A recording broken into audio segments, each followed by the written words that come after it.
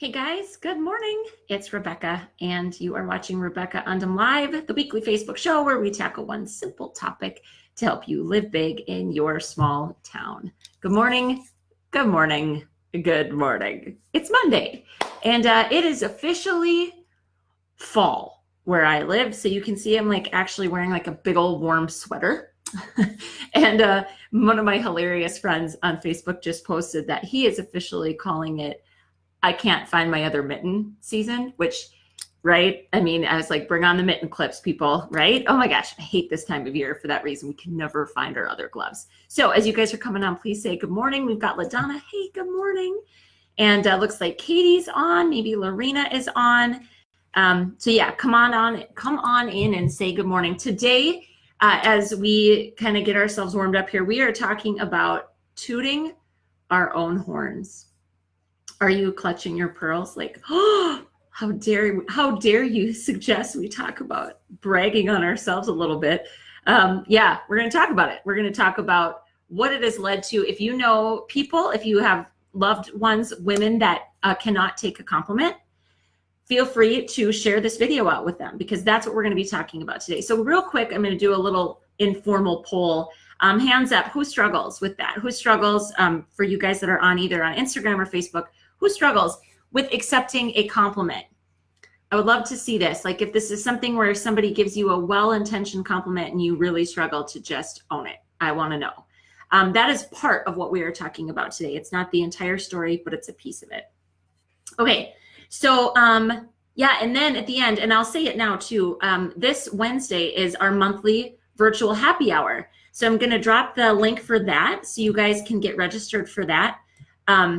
That's really fun. All we do is we just socialize for, like an hour or so virtually. So the best part is if you have buddies that are have some distance from you and you miss them and you never get to see them, this is a beautiful opportunity to say, hey, come and have a drink with me and some other fine, amazing women, and we will, it's super fun.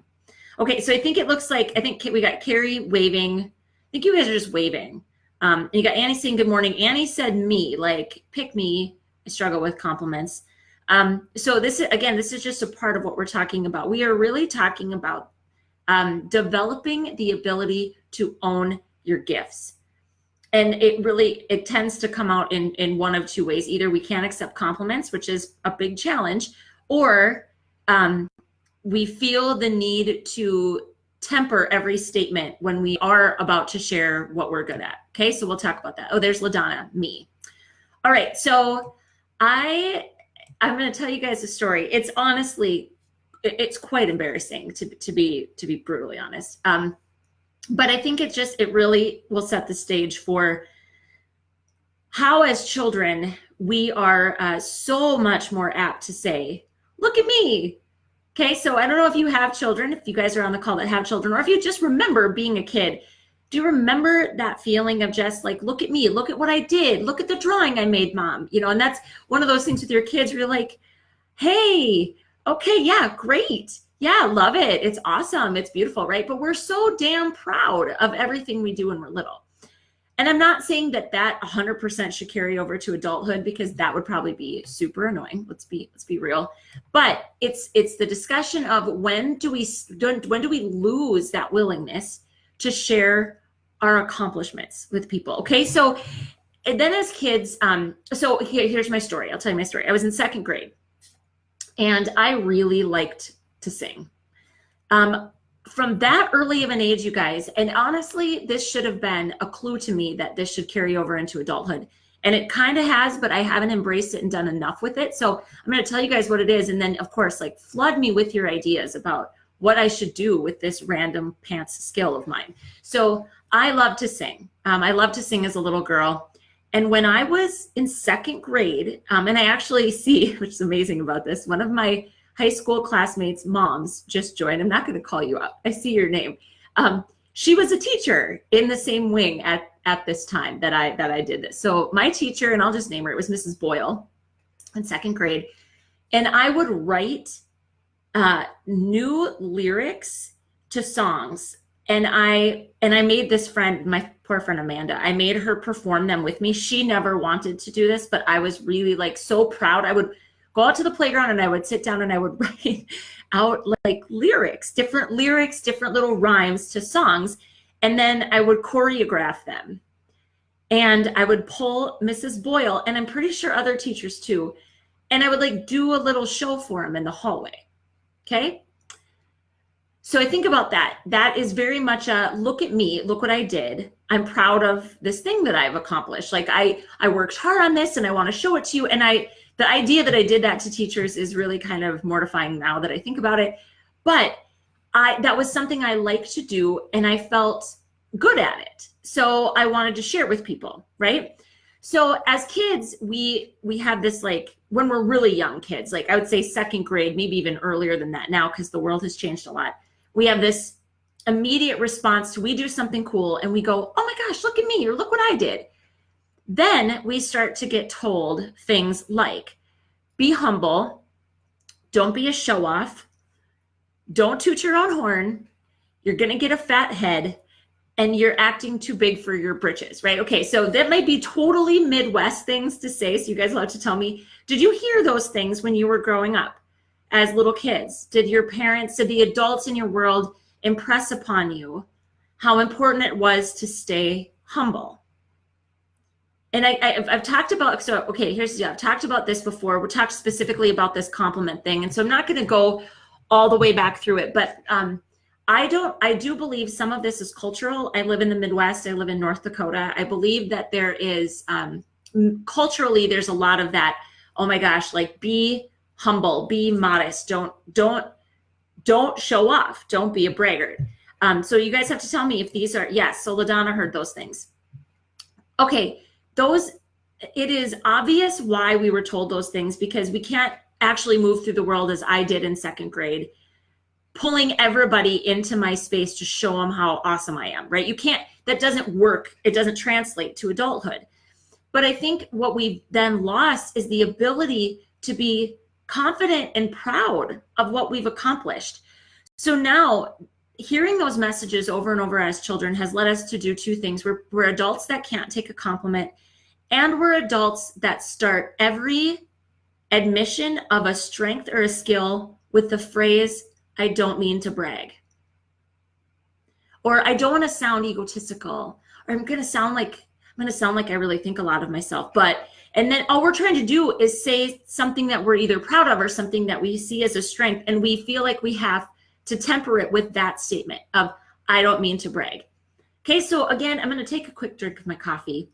Are you guys with me on this? I'm telling you, if you listen for it in talking to women in particular, you are going to hear over and over and over again that phrase of, I don't mean to brag. Okay, so I want to know, like, if this is something that you guys can relate to, or these things that you hear other women saying, because we're going to talk about what to do. We're going to talk about the mindset shift that has to happen. But we're going to first start with not being able to accept a compliment. And I did a whole Facebook Live on this. I just watched it this morning and prepped for this morning's show, and it's good. I'm going to tell you, it's actually really good, and I would encourage you to watch it in its entirety. In fact, I'll make myself a note right now, and I'll drop it in the comments. But we're going to talk about just a couple pieces of it, because this goes along with not being able to say, thank you. I believe I'm worthy of the compliment you're giving me. That's the first thing. We have to believe that we're worth the compliment, because what we're actually doing, anytime somebody opens their mouth and says, gosh, Rebecca, I'll give you an example that actually ties directly into my second grade story. So I sang at a funeral on Friday. When you do something like that, that's obviously quite public, you are going to get some feedback. Usually it's people saying, oh, you did such a nice job, or, oh, that was beautiful, or whatever. You have to be able to look at them and say, thank you. I was honored to be asked, or thank you. I really enjoyed doing it, or whatever. This is one of those situations where we cannot dismiss the person giving the compliment. Okay, I'm going to quick see what Celine had to say. If someone compliments, usually I end up telling them something I'm bad at. Oh, Celine, okay, this is perfect for you. And Celine, seriously, go back and watch the full episode on not accepting a compliment, or how to accept a compliment. Like I said, I'll drop the link, and I'll have to maybe I'll DM you on Facebook or on Instagram to get it to you, because seriously, That's what we do. So can you imagine if somebody had said to me, that was so beautiful. And if I just said, well, I didn't hit all the notes right, and I wasn't really proud of my pitch, like I could have been more on pitch. Okay, so you look at the person, and all we're doing, anytime we say anything other than thank you to the person that's giving us a compliment, it could be about your hair, it could be about your clothes, it could be about something you do, it could be about the person that you are. If we say anything other than just a simple thank you, we are literally insulting the compliment giver. And we don't want to think of ourselves this way. I think most of us want to think of ourselves as a person that gives a lot of compliments, and we're grateful and we're thankful. But we really need to think about it this way, that this is what we're doing when we say anything other than just thank you. Because what we tend to kind of be insinuating is that the person isn't qualified to give us feedback. Like, well, you're not a singer, so you can't tell me I did a good job. And again, like I know that that's never our intention, but has this ever happened to you where you've been the person you've given a compliment and they've said something like Celine just admitted to, like, oh, well, yeah, so I'm good at this one thing, but I really suck at all these other things. Don't you just kind of walk away thinking, holy, like, can't you just say thanks? Okay, so Mary is saying, so I work in an environment that management pushes for everything to be a team or team accomplishment, makes it super tough to personally claim your part or achievement. Ooh, that's tricky, Mary. It's finding a way to say you accomplished something without sounding like you're bragging, taking everybody's or credit for everyone's efforts is tough. Yeah, and yet, Mary, I'm gonna push back on this only to say, I'm not push back on you, but just to say that the strength of a team comes down to the strength of the individuals. And so being able to acknowledge what you contribute to a team, there is nothing wrong with that. And yes, could you have done it all on your own? Of course not, because your strengths are augmented by and complemented by a whole bunch of other people's strengths. So I think we all should be able to accept the role that we played in accomplishing something without diminishing the fact that it still took a team effort. So I love that, because there you go, like this, there are certain shifts happening. I think that's one of them, this whole, the team.